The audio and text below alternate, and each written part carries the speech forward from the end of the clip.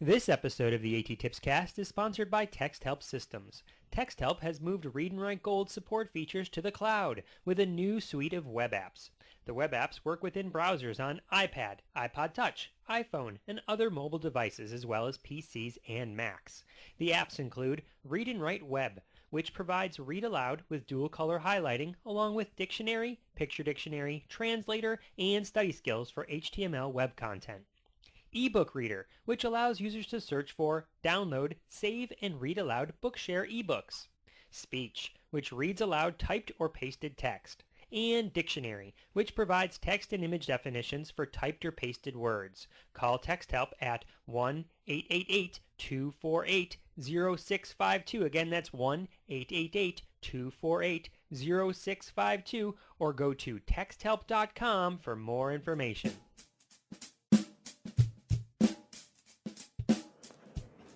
Hey, this is Dave Hohulin from UCP Infinitec in Tinley Park, Illinois. You are watching and listening to the A.T.TIPSCAST.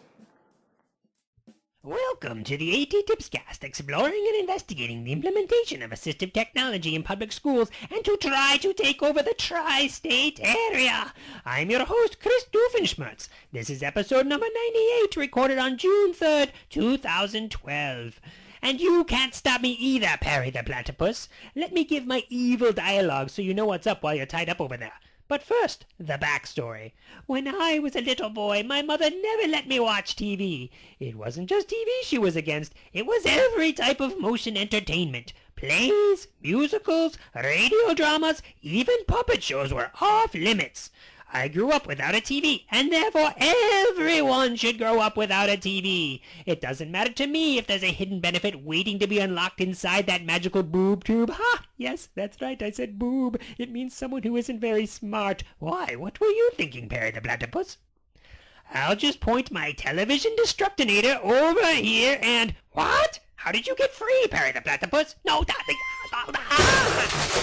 No! You destroyed my television destructinator! Curse you, Perry the Platypus!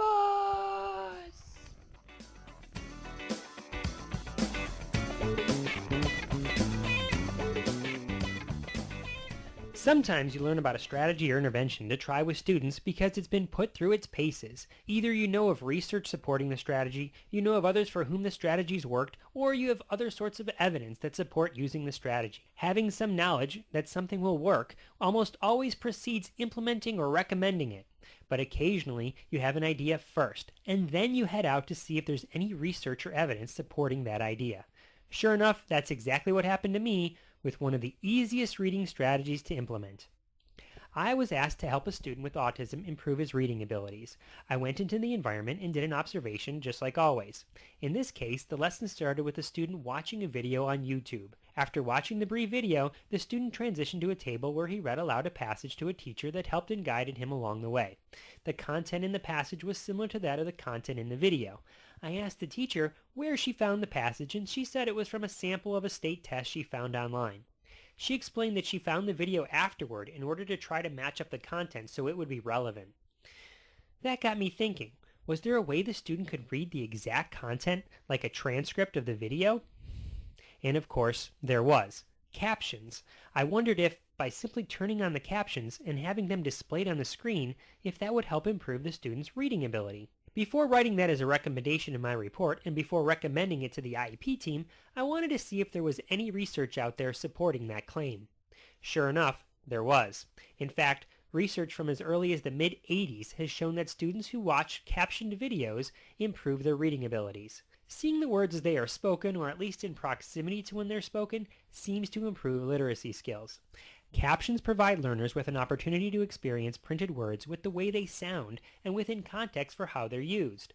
The motion on the screen, paired with the audio, paired with the printed text, helps to bring together everything, just like, let's say, an interactive storybook app might.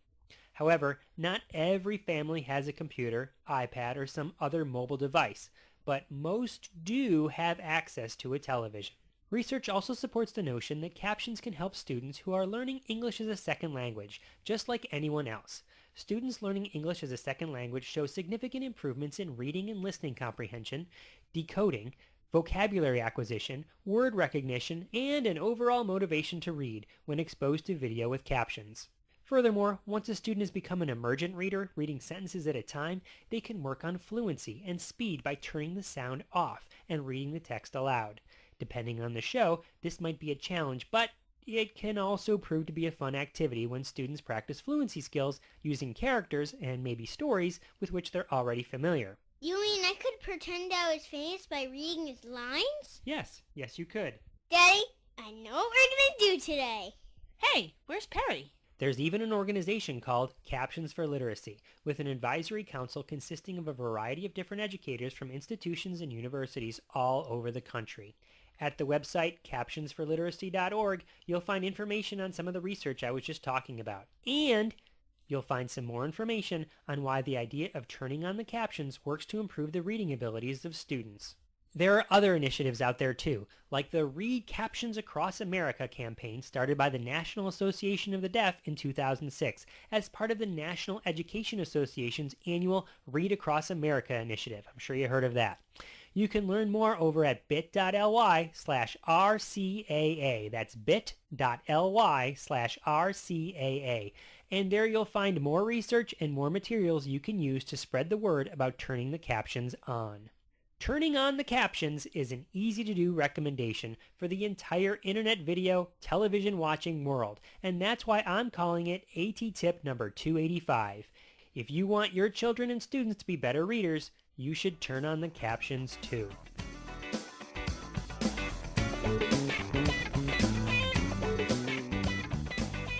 I wanted to say a big thank you to Dave Hohulin for the bumper you heard at the beginning of this episode.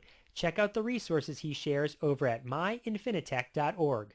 Also, if you ever get the chance, you should really try to go and see anything Dave presents. He's one of those presenters who inserts humor into his sessions, making the content he's presenting that much more memorable. I promise you'll enjoy it. Speaking of presentations, just a reminder that Beth Poss and I will be presenting a 2-day pre-conference down at ATIA in Orlando, Florida on January 29th and January 30th, 2013, called Mission Possible, Proliferating a Culture of Universal Design for Learning. Registration is now open, so you can read all about it and sign up over at bit.ly/missionatia. That's bit.ly/missionatia. Remember, you can sign up for each day separately, but we'd love to have you there for both days. There are only 2 episodes left before the end of Season 5. That's episode 99 and then episode 100. Until next time, may all your interventions be inclusive, may all your strategies be supportive, and may all your captions be turned on.